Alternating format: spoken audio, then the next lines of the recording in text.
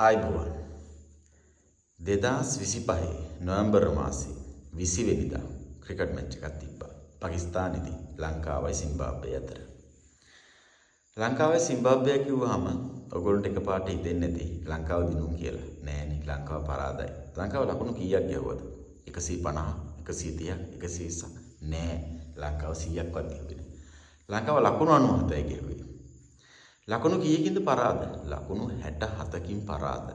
මං හිතන්නේ ලංකාවේ ඉතිහාසයේ අවමන්ම සහගත දවස.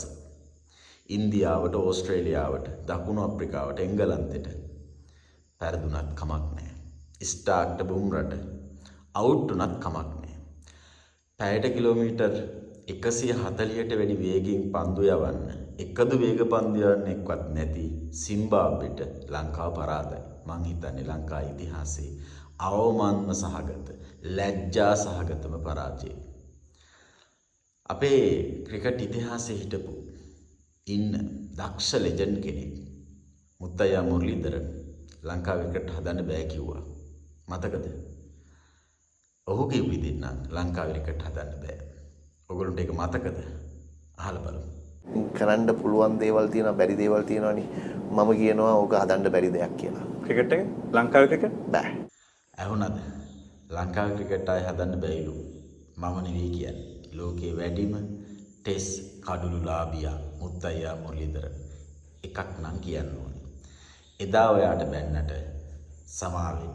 ඔයා කිව්වේ ඇත්ත ලංකාවේ ක්‍රිකට් ආයේ හදන්න බෑ. මේගොල්ලෝ ලංකාවේ ක්‍රිකට් වල මලගම ඇති කරලා ඉවරයි. මලගම විතරක් නෙවෙයි නේද?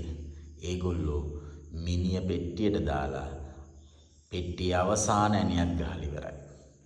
හෙට අනිද්දාට නැමීබියාවට, නේපාලෙට, ඕමානෙට පෙරදුනා කිව්වොත් විශ්වාස කරන්න, විශ්වාස නොකර ඉන්න එපා. අනිවාර්යෙන් ඒක වෙයි. ලංකාවේ ක්‍රිකට් ඉවරයි. අවසානට කියන්න තියෙන්නේ ලංකාවේ ක්‍රිකට් ඉවරද? නෑ. ලංකාවේ ක්‍රිකට් ඉවරටම ඉවරයි.